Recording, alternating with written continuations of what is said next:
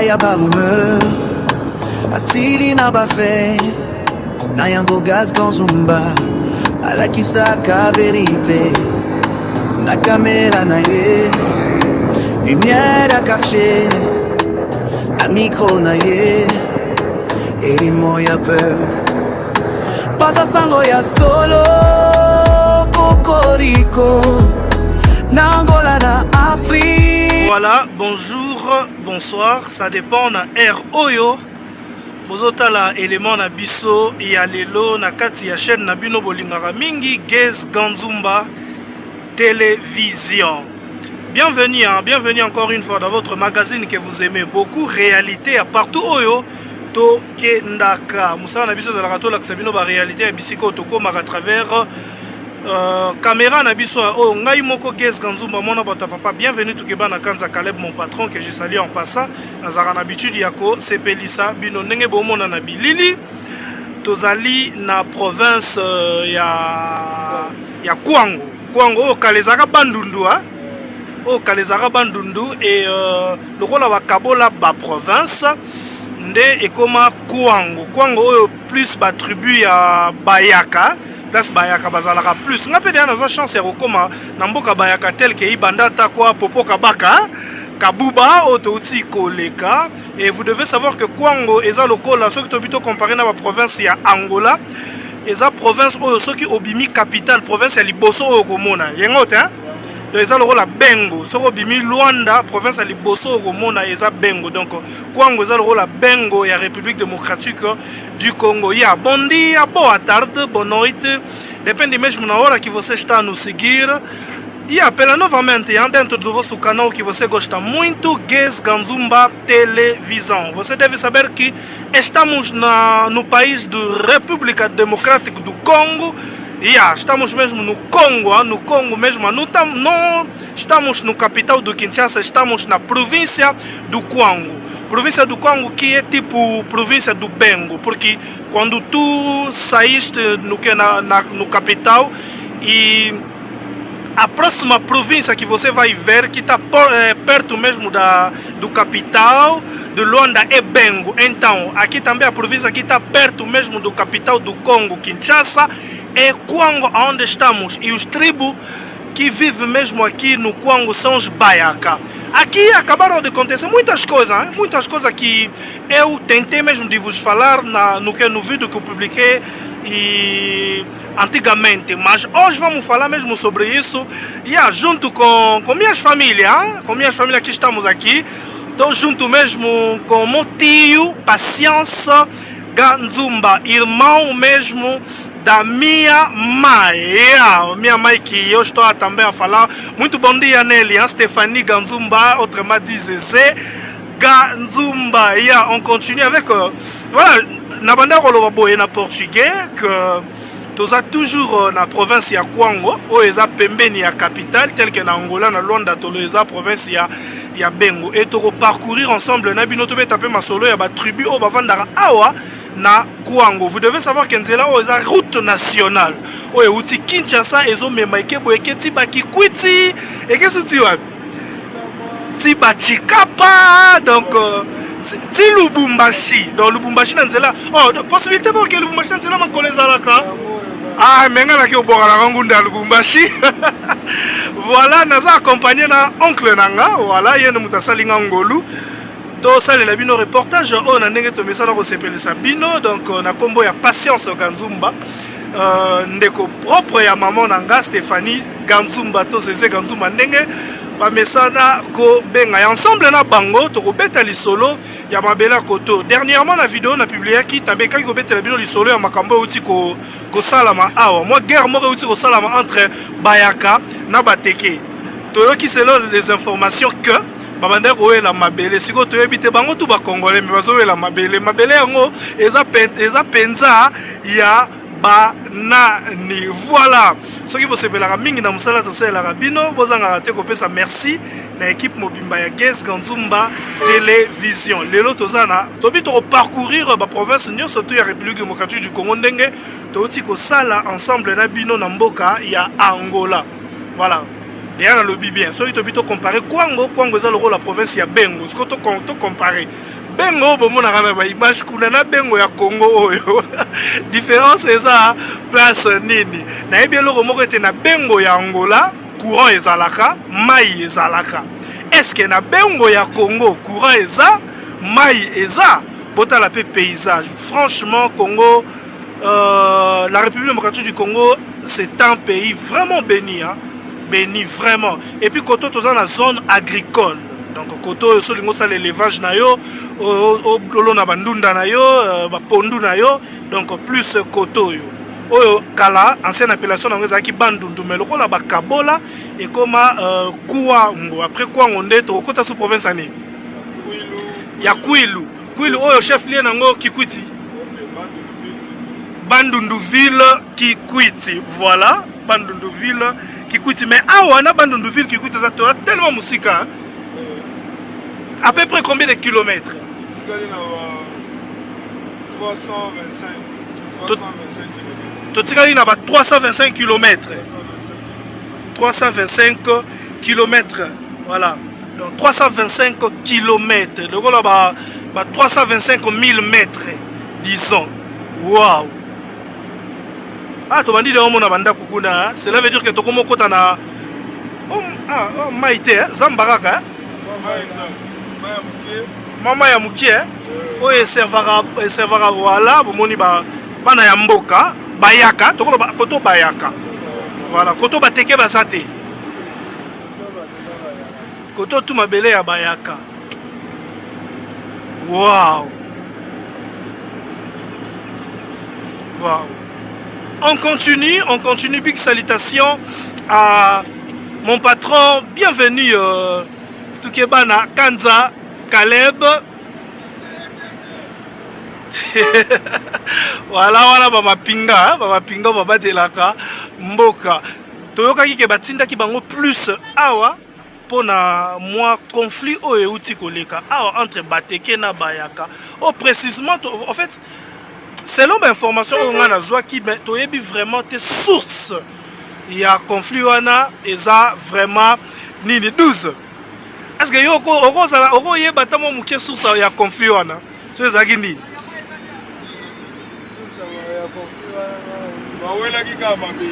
bawelaki kaka mabele eloko nini esalaki bawela mabele yango oyo bawelaki ezalaki na kote nini epi ezalaki vraiment ya banani ok bateke bayamba bango lokola bapala bateke bazalaka bacongolais te disons bauta Brazza voilà ok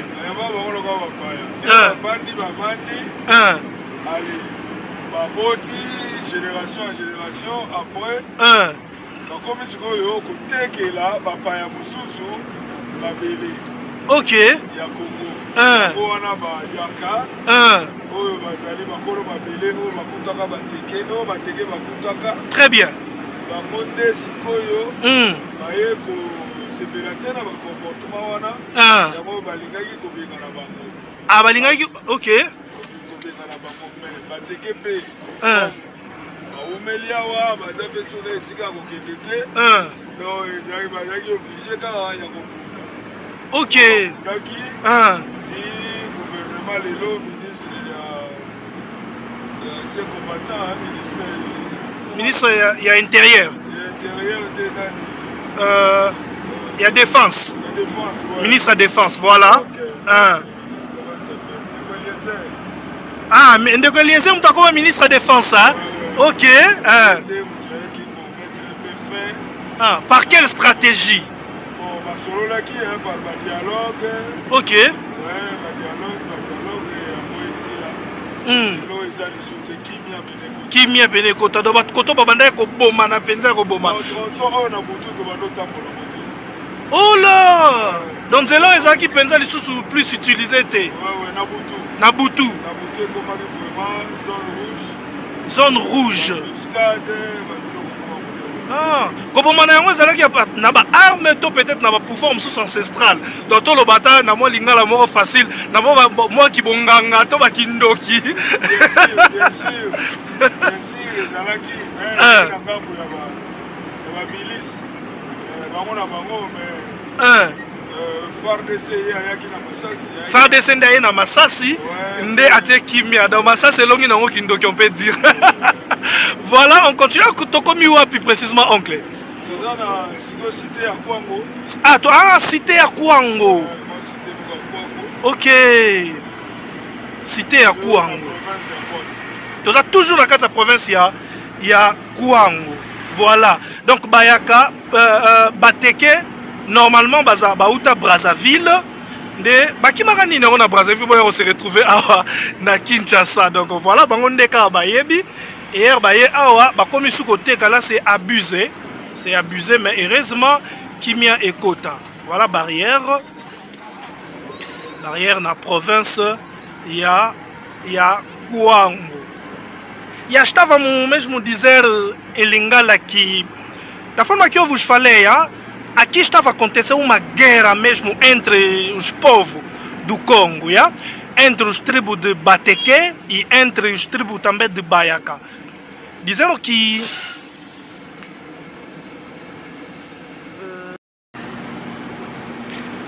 on continue dizendo que e entre eles os Bateke não são os mesmo que os congolês do República Democrática do Congo. Eles viraram mesmo na província do Brazzaville, né? Brazzaville, no capital do Brazzaville, ali no outro Congo, no outro Congo. E eles saíram lá para vir viver aqui no Congo. E os Bayaka lhes deram mesmo uma terra, um espaço mesmo para eles viver. Só que eles Bateke começaram a vender isso noutra pessoa. E isso criou mesmo uma confusão entre eles e começaram mesmo a lutar e se matar. Mas graças mesmo o nosso ministro, ministro mesmo da defesa e o senhor Eliezer, ele que mesmo meteram também a paz aqui nessa terra, nessa província do Congo, onde estamos agora junto com vocês. On continue.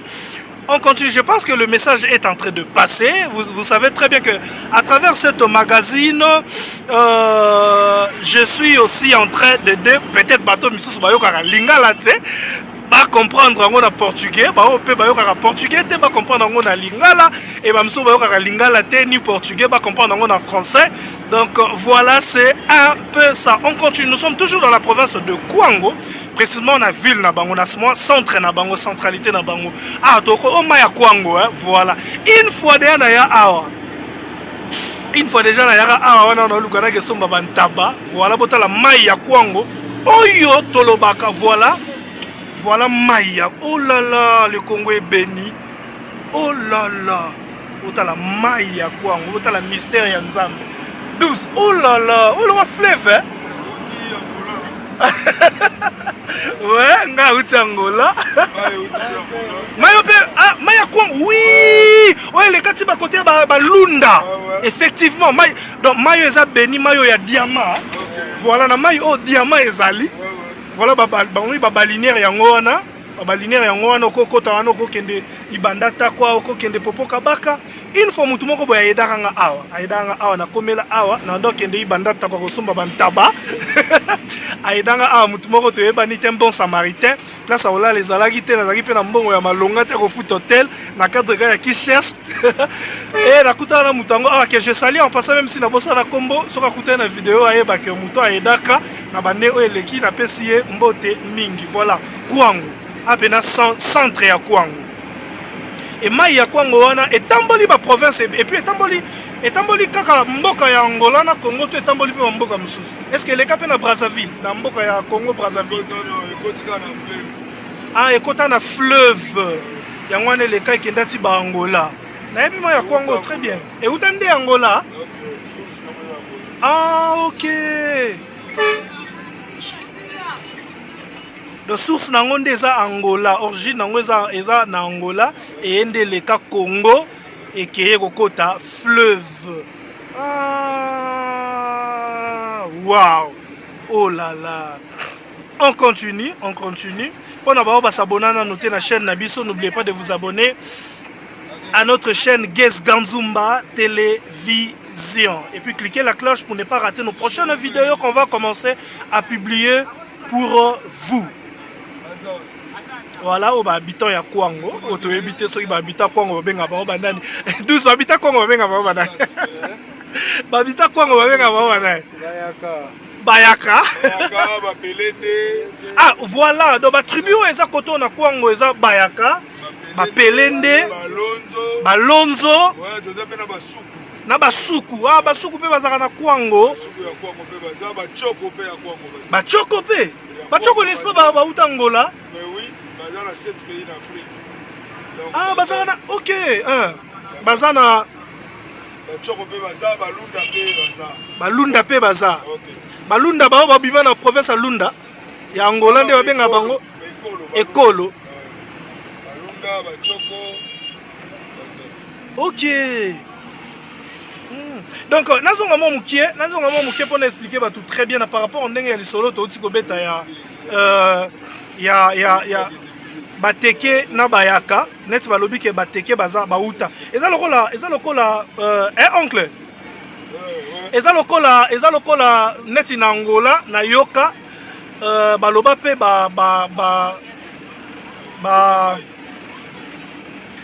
tribu banani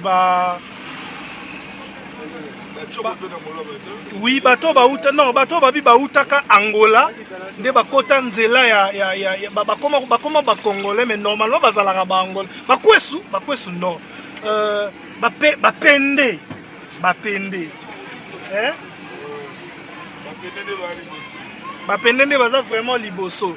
Na yoka selon les informations que bapende baza ba Angolais bauta Angola. Na Kwango bazate bazande liboso kuna. OK. Voilà moi calmement ya mukie sali. Ah mais on va pas arrêter notre caméra, hein. On va pas arrêter notre caméra. To continuer tito gobima. Voilà. So bon c'est la mingi na msala to sela. Ah mais quand on pesa ça va courant, c'est bon. Parce que koto courir ça la reste que koto mai zalaka. Voilà. Bota la Bengo ya République démocratique du Congo, c'est ça. Bengo ya République démocratique du Congo.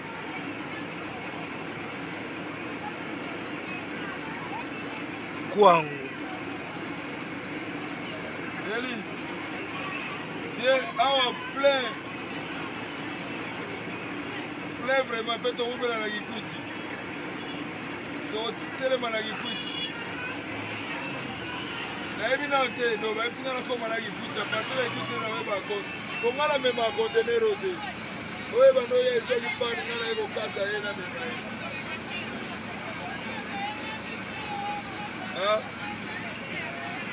Donc, on est plein.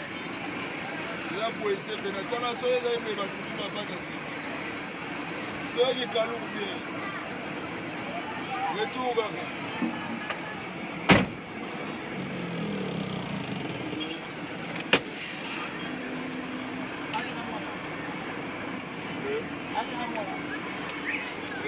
Ceci.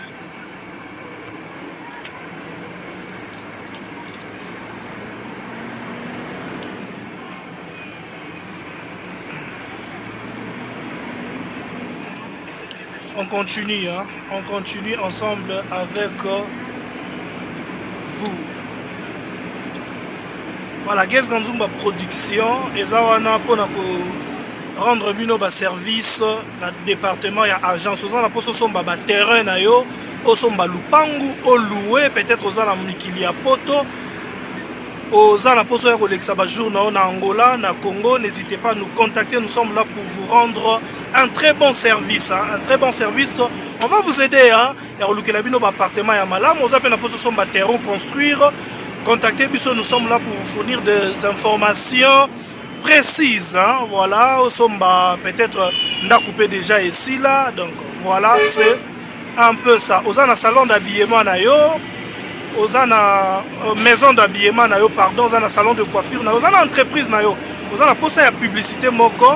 Et nous, Guess Ganzumba, Guess Ganzumba Production, nous sommes là avec notre département il y a marketing pour vous rendre nos services. On continue. On continue. Voilà, Tobima centre à Kwango. Et toujours continuer.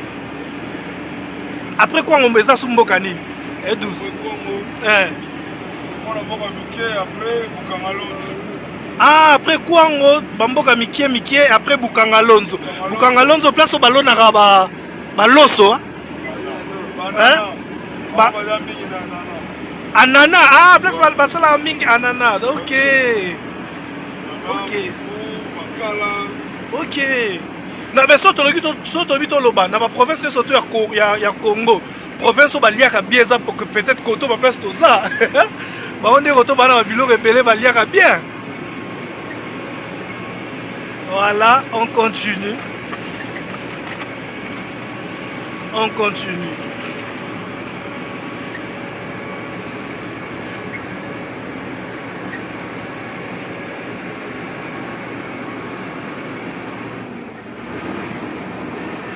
Eh, tabantaba.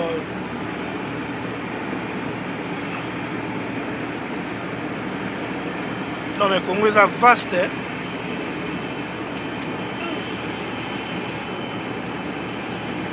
Vous avez une école, hein? École, hein? Et mon ami dans la construction. École.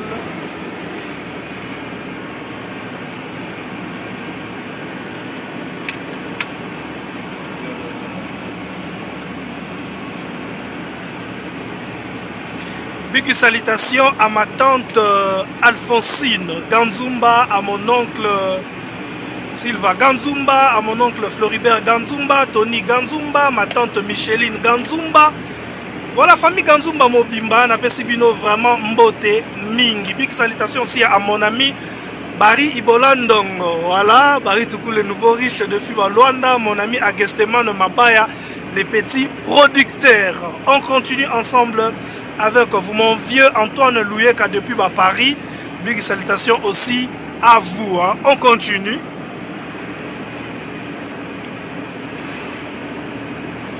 On continue. Est-ce qu'on peut dire que Kwango aussi est une province, est une grande province ou juste une petite province? Ensemble avec vous, on va découvrir. Mais bon, il va être la route nationale. Numéro 1. Route nationale numéro 1. Ok, route nationale numéro 1 de Yangoyo. Hein? Ouais. Ah.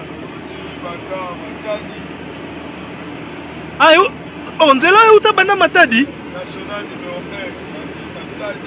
1. Hein? Et là, Tikatanga. Normalement, sur le bio, on a Kinshasa. Ok, de Katanga, tout le Bumbashi, hein, aux chef-lieu d'Ango. Nanzela ya Mutuka. De Kinshasa, Tikatanga, tout le Bumbashi, ça va combien de jours, Nanzela? Bon, sans imprévu, sans imprévu. Que au long nous a bien préparé au démarrer Mutuka na yo. Ok, de combien de jours? 3 jours. 2 à 3 jours. Wow. C'est l'état de la route. Un. Chikapa. Un. Un. Ils ont morceau dur, hein? Ok, kuna macadam non de quotité. Macadam est souki. Place de Yosuka. Place de Ok. Oh. Voilà, je vous informe encore une fois que restez toujours branchés. Toute l'équipe de Guest Ganzumba Télévision, nous allons arriver jusqu'à Chikapa. Je ne sais pas, Chikapa c'est une province ou... Ouais, c'est un chef-lieu de province du Kasaï central.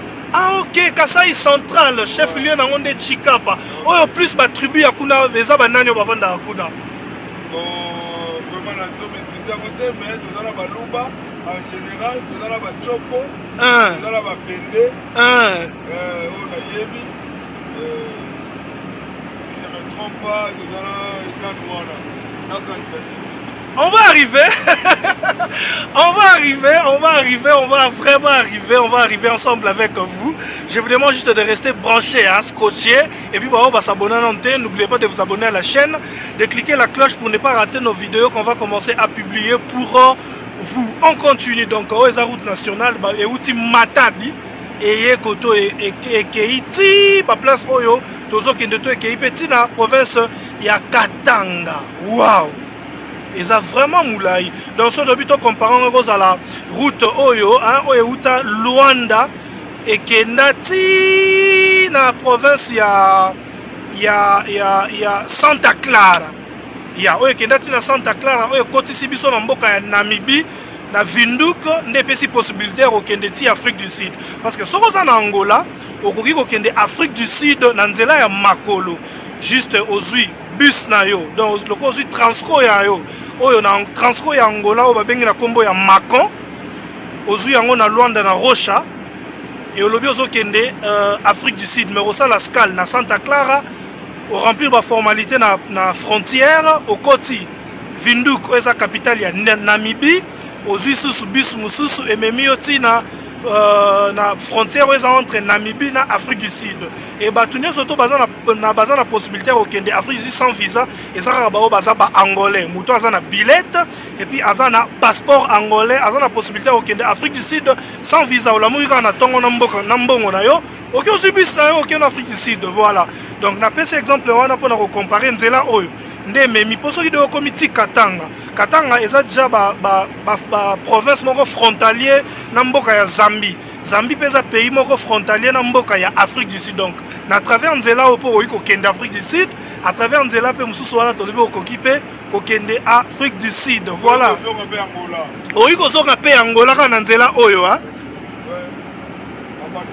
nzela oyo mpe memi mpe Angola parce que les morts de Kinshasa, Lubumbashi, et les par Angola, côté Angola, et les Luanda à la frontière, il y a Angola, RDC, il y a Katanga, et à côté Lubumbashi.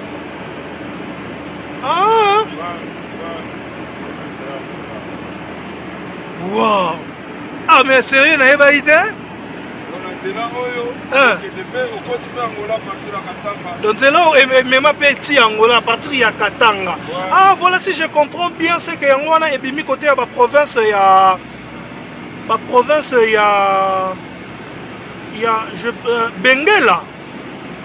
Benguela côté à Lubito pour babie na Rai moko président ancien président il y a États-Unis a eu signé accord de il y a chemin de fer il y a Lubito ozo longwa de Angola et ti côté au Congo mais les kanzela ya Zambie et les kiti na Katanga. Je pense bien que eza vraiment yango nzela wana kuna bakota bakatanga kuna oncle côté ba Zambie eza na rai moko te kuna.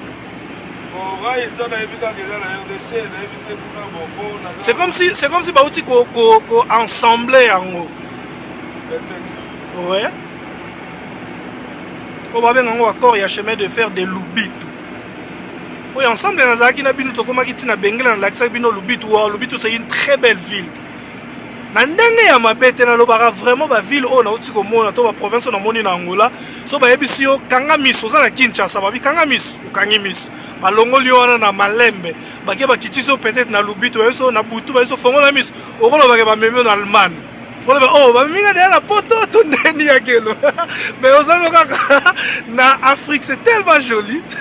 C'est vraiment joli. Donc voilà, on continue.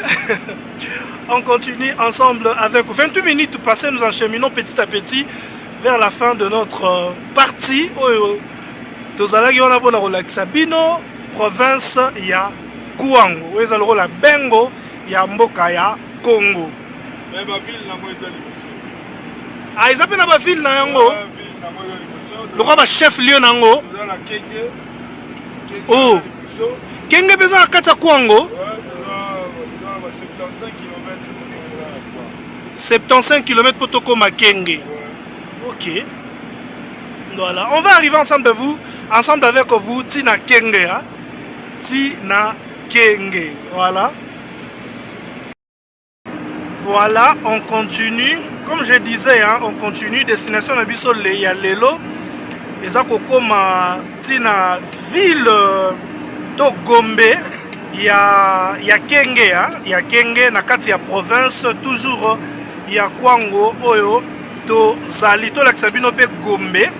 ya Kenge. Kenge eza la capitale na kati ya province ya Kwango. Donc le roi chef lieu nango. Donc voilà le roi ville principale na yango. Donc c'est un peu c'est ensemble avec ma famille. On continue hein. Bientôt, je vais tourner ma caméra.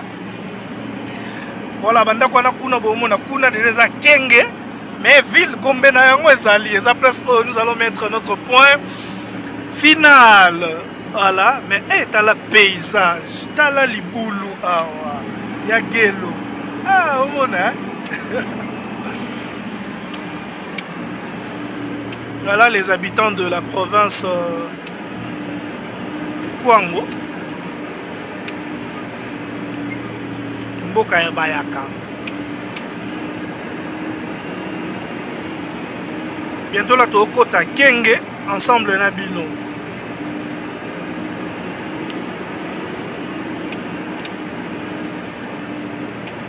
Encore une fois, ceux qui vont se péler à mingi na msala to se la rabino, bozanga raté.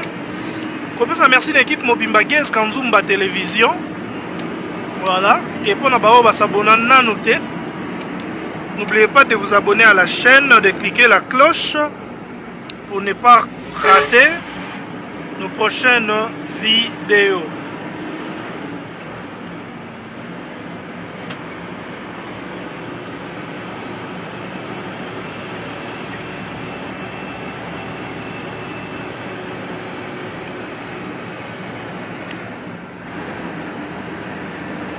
RDC. Mais franchement, beaucoup de gens non mais sérieux, sans hypocrisie, le Congaï, na po banda nazo, na banda tout ça la reportage, le Congaï n'a remarqué puis na bandi déjà déploré et ça courant. Na on a vraiment couru zaté. Alors c'est une grande province où il faut courant et quota partout. Selon les informations, courant est à la Kaka, na Bandundu ville. Mais bientôt, là, le chef de l'État, à travers les réseaux sociaux, il paraît qu'il y a Kikwiti, chef coutumier et lobby, courant et côté de Kikwiti. Ensemble avec vous, on va arriver dans la ville de Kikwiti, hein, dans la province, il y a Kouilou, je pense bien. On va voir. On va voir parce que Kikwiti, toute province, au Mabelo, tout. Les hommes abelés il y a maman nanga, il y a koko nanga pe, disons, voilà. Il y a badonko nanga, voilà.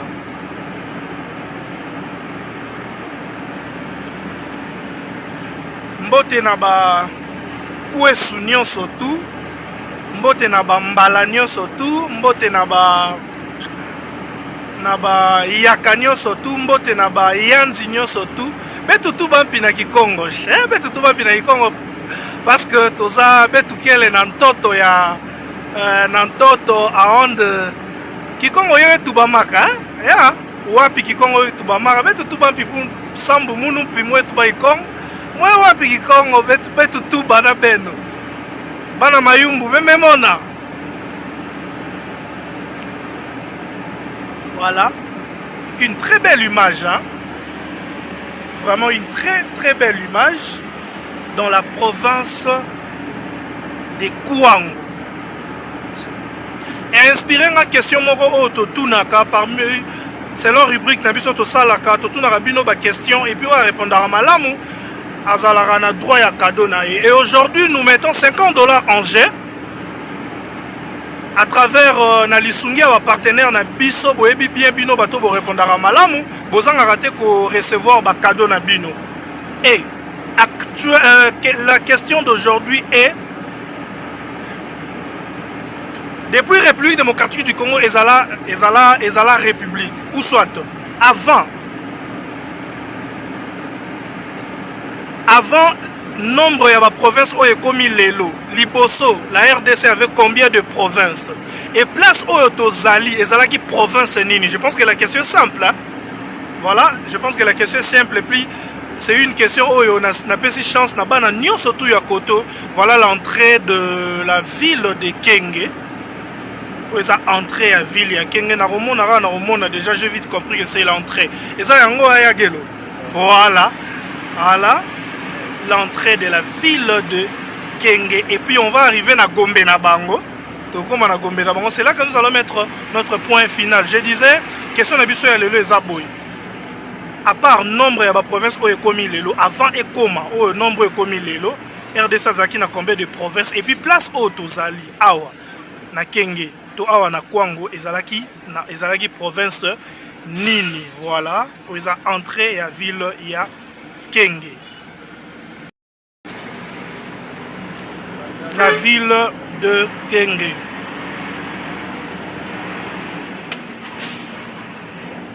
Voilà, na département stratégique, il y a département stratégique et entreprise Nabiso.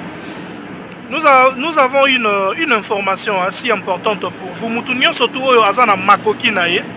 Peut-être il manque des idées pour investir, pour balusa mbongo naye. Précisément na Kotoyo, na région où place toza Kotoyo, to na Ngambu ou na province ou na Mabele oyo. Contactez-nous, hein, nous avons plusieurs idées à vous fournir, à vous aider. Peut-être mbongo na weza ki 500 lobby ero comme 1000, ozaki na 1000 lobby ero comme 2000, ozaki na 5000, 10 000 lobby ero comme 1 million, pourquoi pas, rien n'est impossible. Il y a beaucoup des idées que nous avons pour fournir bino pour na koyeba comment na domaine ni ko investir. Par rapport à Mabele au place tout ça, parce que ma branche est belé. On peut investir peut-être dans Makala, on peut investir peut-être dans Agane, on peut investir peut-être dans Makasa ya Kwanga, on peut investir peut-être dans Bakwanga yango moko pe en plus. Hello. Hey, Jésus.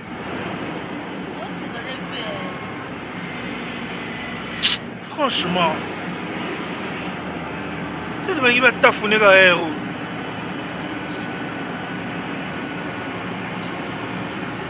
Il me semble que tu es un bon héros.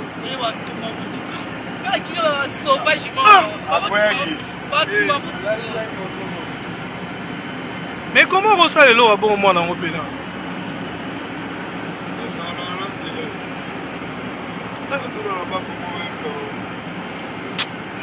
C'est un problème.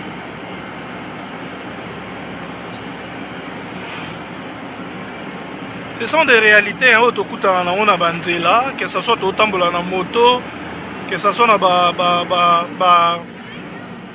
petit véhicule, que ce soit dans grand véhicule. Donc voilà, et ça réalité en zela. Yango mon magazine nabiso eza surnommé réalité de là où nous sommes. Voilà. Et le roi tozana Kwango, to bengango réalité il y a Kwango. Le roi to kotina Kenge, to bengango réalité il y a Kenge. Ça c'est vraiment une ville. Mais normalement le roi Matadi, hein? Voilà la ville de Kenge, dans la province de Kwang. Notre question est Zaboyo à répondre Malam ou Azan a droit à recevoir $50 naïe à travers ma partenaire Nabiso Bazarawana Ponako, Pesabino Bakado Nabiso. Question Nabiso est Zaboyo. Depuis RDC, à la RDC. Avant et comme on a autant de provinces où est commis Lelo. Et Zalagi n'a combien de provinces et place au Zali, et Zalagi province Nini. Je pense que ma question est bel et bien posée. Voilà, la ville de Kenge, bon, mon paysage est changé. Hein?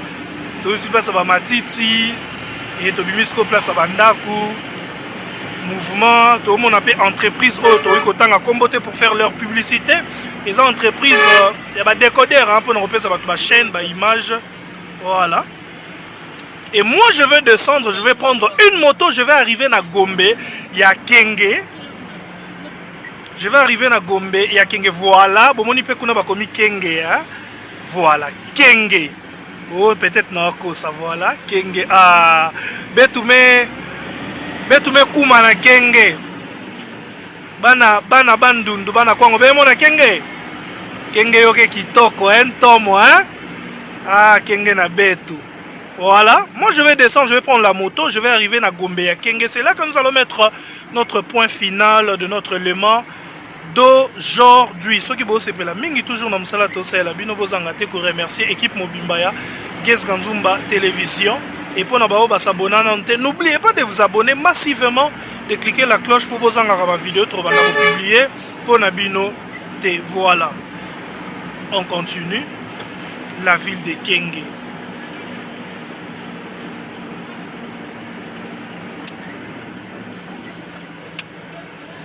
Será que aqui tem luz? Não acho.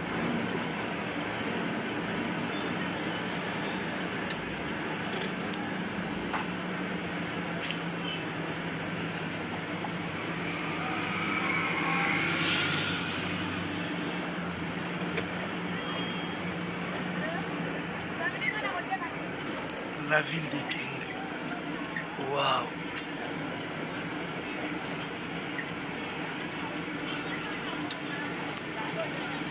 Wow. Ya kitoko ya Kenge.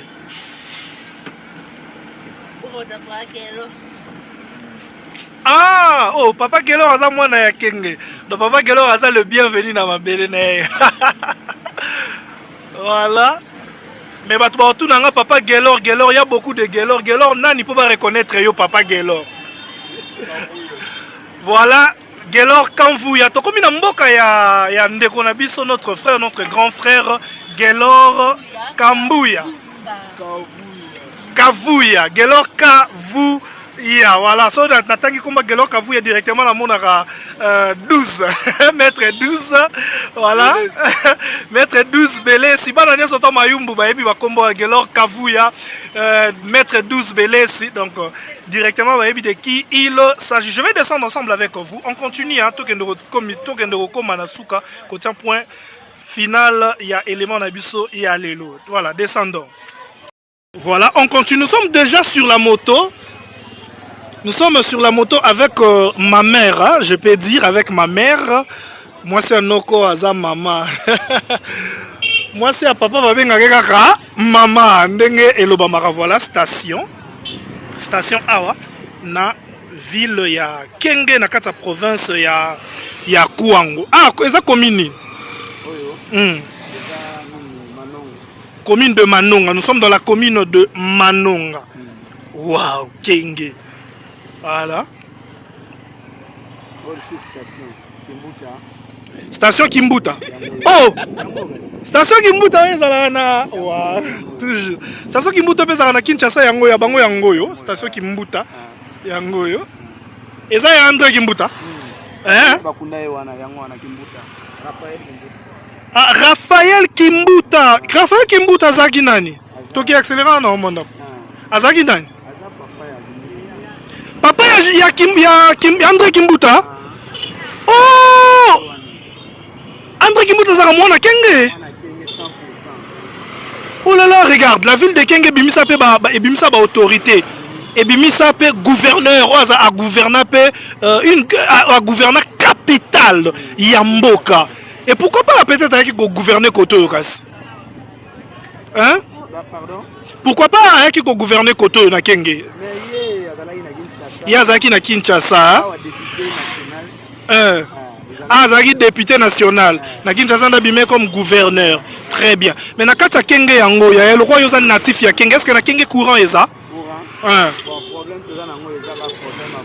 Courant. Regarde une ville comme ça, une très belle ville comme ça, qui n'a pas de l'électricité. C'est dommage. C'est vraiment triste. C'est vraiment triste avec ce genre de construction. Ah, ça?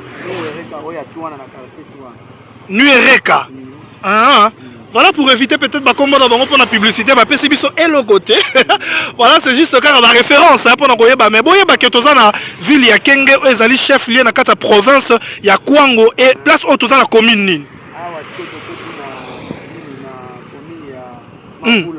Mavula. Kenge za na combien de provinces, combien de communes? Ah, ils ont 4 communes. Voilà, on continue. Accélérez nos mandambo. Mavula. Voilà. La ville de Kenge. On continue ensemble avec vous. Ah, toi, on a boulevard. Voilà. Tout ça, tu as la ville. Tu as ah, ils ont la commune normale. La commune normale.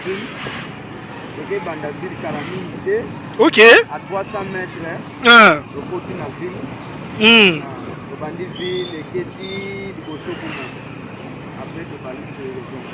Wow.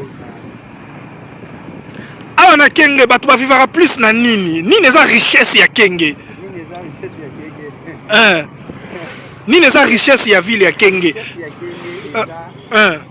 Partout, ndenge tu se comporter. Na makambo na biso mususu. Na bide na biso ya bakonzi. Nde ya mwana babebi natif ya iloko wana zotunanga.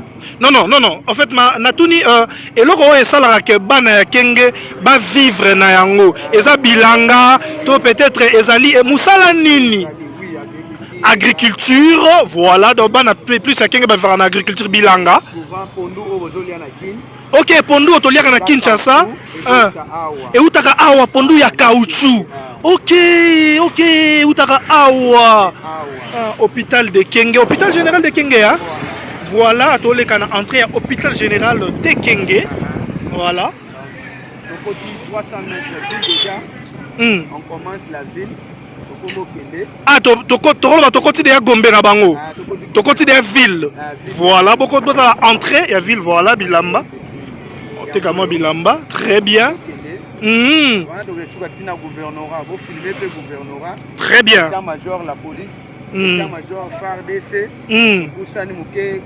mais si comme Maëlle ya liboso ya institution bongo publique ya soki to bataka caméra sans permission te le roi toza likolo moto na yo ezaka na ndenge ya Maëlle to leka poto boy peut-être bakanga na yo malgré que to sala musala na biso na ndenge ya mabete c'est juste pour faire voir na ba diaspora bato peut-être pas na Kenge voilà to koti ville to na Gombe ya Kenge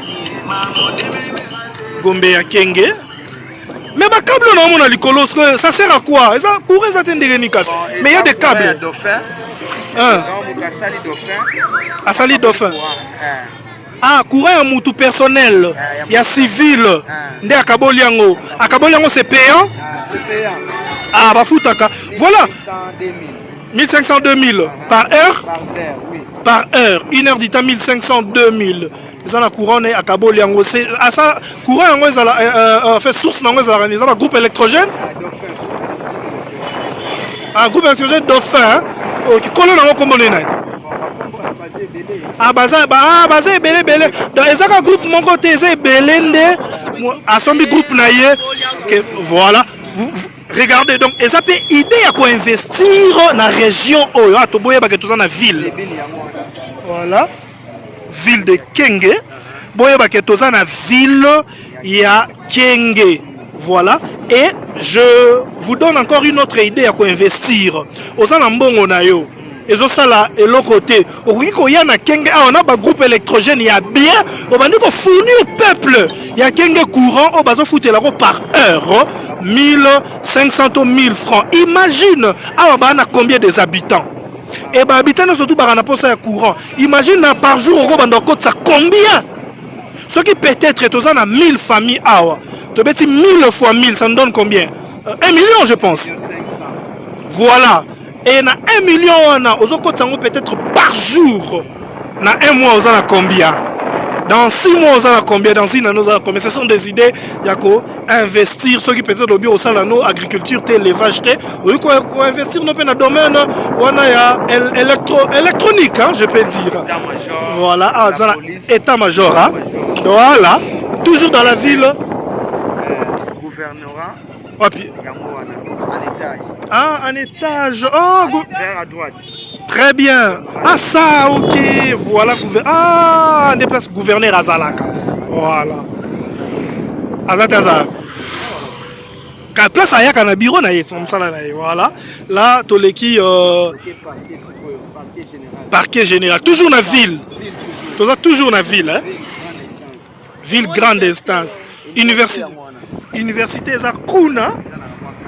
Wow, la ville de parquet de grande instance de la ville de Kenge dans la province de Kouango. Yebisangai tribune ni baza plus na mboka o.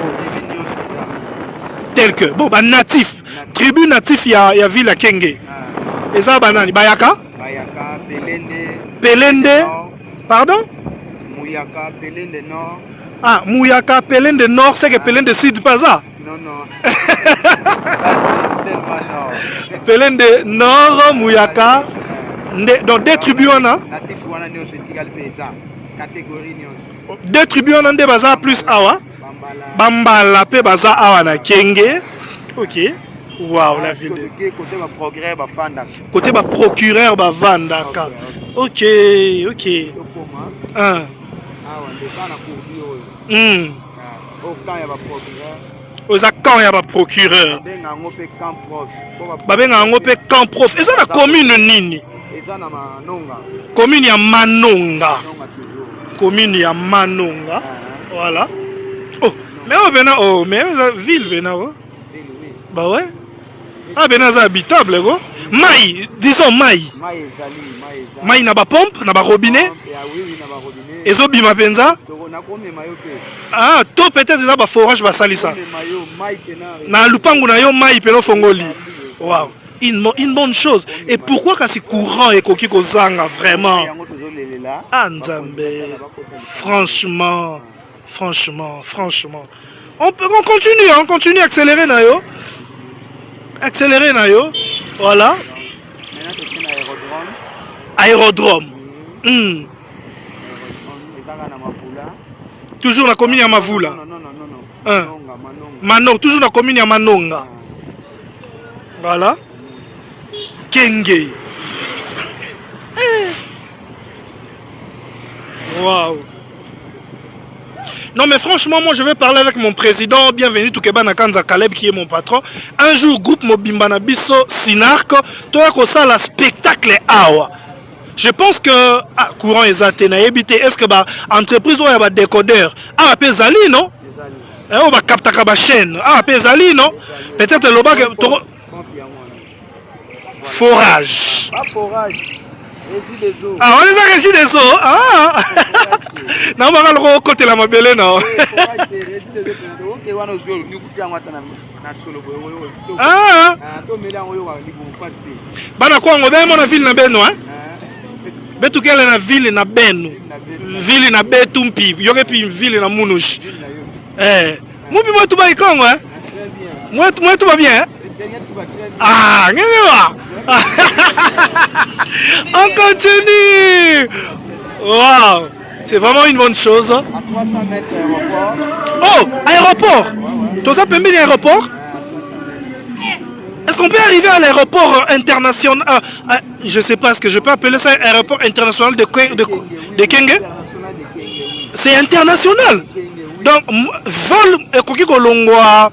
Koki kolongwa mboka mobimba koki kolongwa mboka mosusu peut-être tout ça exemple ya Angola et ko kué ya pe awa na aéroport ya Kenge et kuyaka cela veut dire que ça aéroport international. Voilà, aéroport international de Kenge. Ah oh, tu es à zone d'aéroport hein. Bongo ba vol kitaka wapi? Eza kuna na piste na yango hein. Est-ce qu'on va nous permettre d'entrer? Parce que je pense que l'aéroport va permettre à battre Bakota, non? La première piste. Pour la nini? Baboya. Baboulé Mabé? Baboulé Mabé ni? Voilà, bon, ça dérange pas. Boye baguette tout ça. Oh, piango.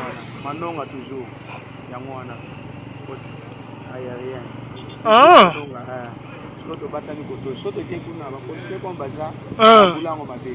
D'accord, ça dérange pas. On continue. Place nini ville ni place ni faut balsabiso sur la ville. Mais à toi ça kana ville kara ya Kenge. Toi tout place ni kasoko balsabiso le sous. Zone aérienne. Assemblée provinciale. Voilà. Voilà, très bien. Là où le député provincial va s'enganaka pour voter la loi pour Mboka na bango. Très bien. Et ça musika? Ah, ok. Ville et Souki Awa? Non, ville et Souki Awa ou ton ville et zo continue. Ville et zo continue.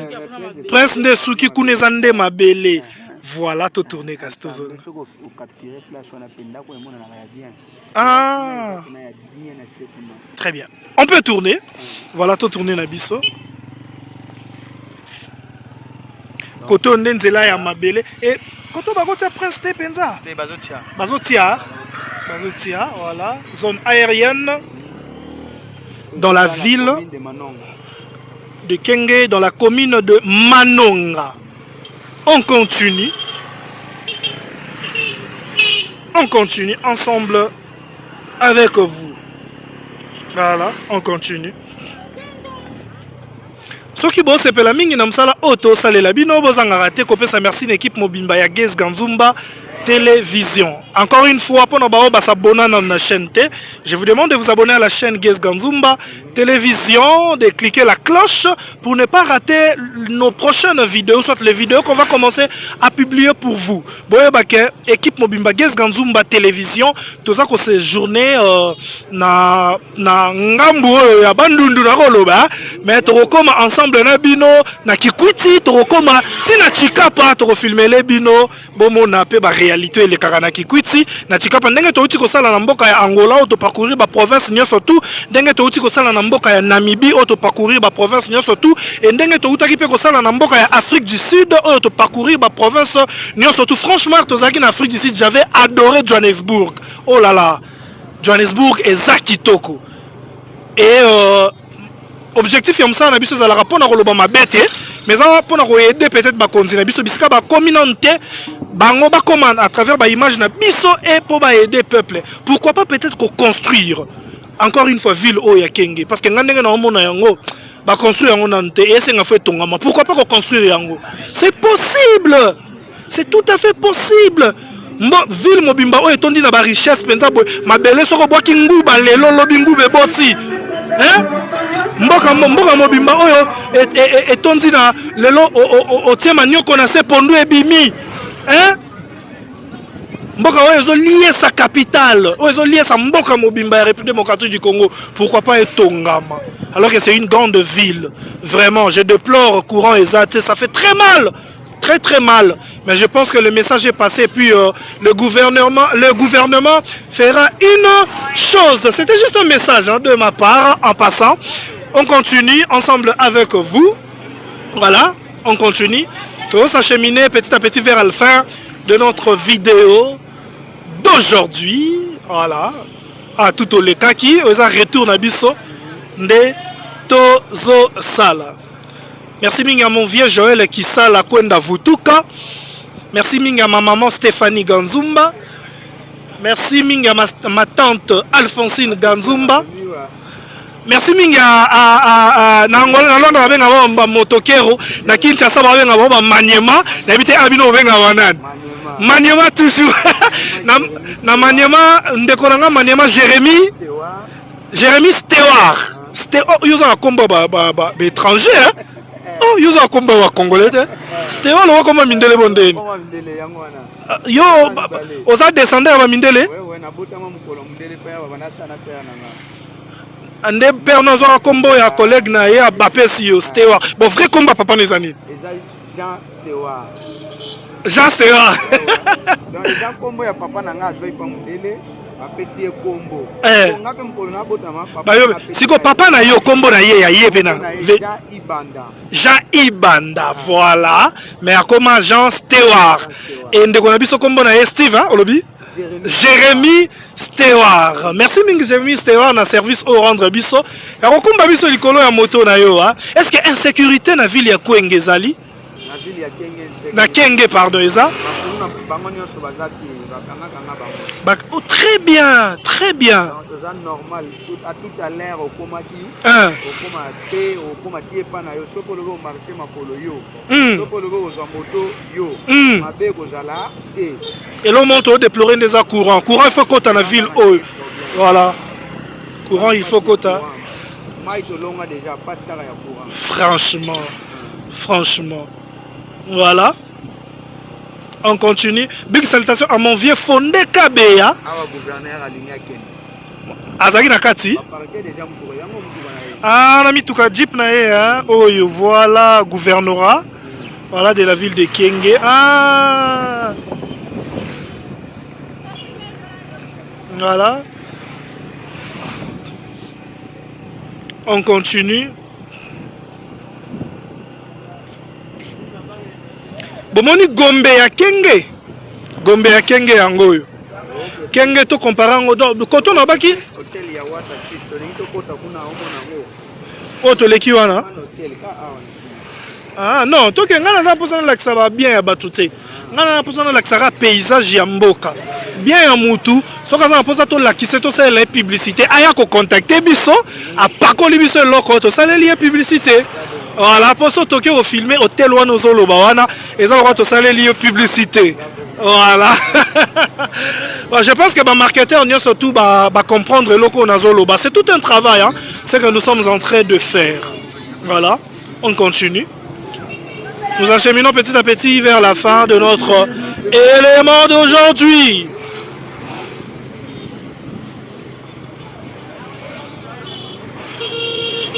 Rappel, question d'habitude Zalagi Boye. Depuis Congo et Zala Congo. Avant, il y a autant de provinces où ils ont l'élo, en 2000, où ils ont Mikolo, depuis ils ont changé. Ils ont combien de provinces? Et puis, région Otoza, Kwango, Kenge, Kala, ils ont 4 provinces, Nini. Pardon, répondre à tes questions pour nous abonner. On va répondre à Malamou, à mériter cagnotte, ils ont $50. Voilà, ce qui paye, Jérémy. Stewart, hein? Comment on a dit? Stewart, Jérémy Stewart. On a pour ça, on répond à la question. On s'abonne à la chaîne Nabiso. Guess Gamzumba Télévision. Orthographe G. Orthographe non G A Z G A N Z U M B A TV. Guess Gamzumba Télévision. On continue à YouTube, hein? Na YouTube, au komi bongo, au mona torobima, au mona photo na ngero bima wana. Et au cliquer na photo wana au mona place ba koma s'abonner au fini na s'abonner wana au mona flèche moko au bima wana eza le quoi moi symbole mon le la alarme au fini na alarme au fini na point liboso au bima pour toujours et au mona la vidéo na biso soko tomber na vidéo au répondre à la question na commentaire hein na commentaire au répondre et biso to ya ko investir ceux qui répondre malamu au mériter cadeau na yo ya $50. Voilà, on continue. Voilà. Dans la commune de Mavoula. Toujours dans la commune de Mavoula. Voilà. Mavoula. Papa, à part Kikongo, bah dialecte nini pe lo bamaka plus awa. Lingala. Kipelende. Kiyaka. Est-ce que Kisuku pe est-ce que okoki ko pesa mbote to bonjour na Kiyaka la gisini? Baloba ngo ndeni? Ibwe? Ibwe bayaka. Ibwe za Kikongo yo ko sanga. Kikongo mbote. Ah, oh, na Kikongo mbote. Oh, na Kikongo mbote na beno. Ah. Mbote na beno, voilà. Voilà, na Kiyaka to bandi na Kiyaka za Ibwe. Ibwe na beno. Bon, mbote na bino na Kiyaka za baloba nini? Ibwe Benue. Ibwe Benue bayaka. Voilà, na Kimpelende kasi mbote na bino za nini? Na Kimpelende. Abwengei. Abwengei. Abwengei, on est dans Kimpelenge. Abwengei. Bien. Abwengei. On est dans Kimpelenge. Et bon na Kisuku. Na Kisuku za ndeni. Ah, et bon na Kikongo.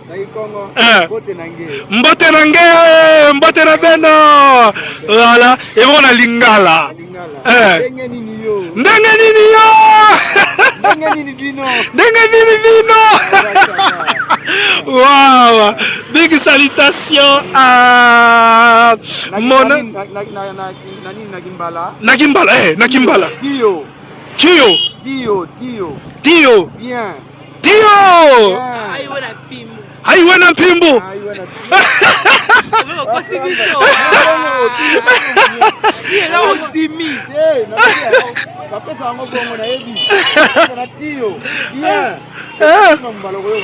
Wow. Tio, bien, aiwe na Pimbo. Oh, baluba pe basawa.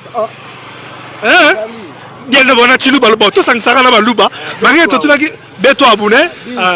beto hapo bishi tatu bimpa au cimetière à Tata Raphaël place Bakunda ye Kimbuta bena mwana ya kenge yande Kimbuta omoni mboka na yo voilà statue oyo voilà statue wana hein mboka na ye vraiment voilà voilà on continue Isabelle D'Acosta muito bom dia para você. Voilà. Nous sommes arrivés à la fin de notre élément d'aujourd'hui. Quant à moi, Guess Ganzumba, je vous dis... Kita maman. Quant à moi, Guess Ganzumba, je vous dis merci et on se retrouve à la prochaine.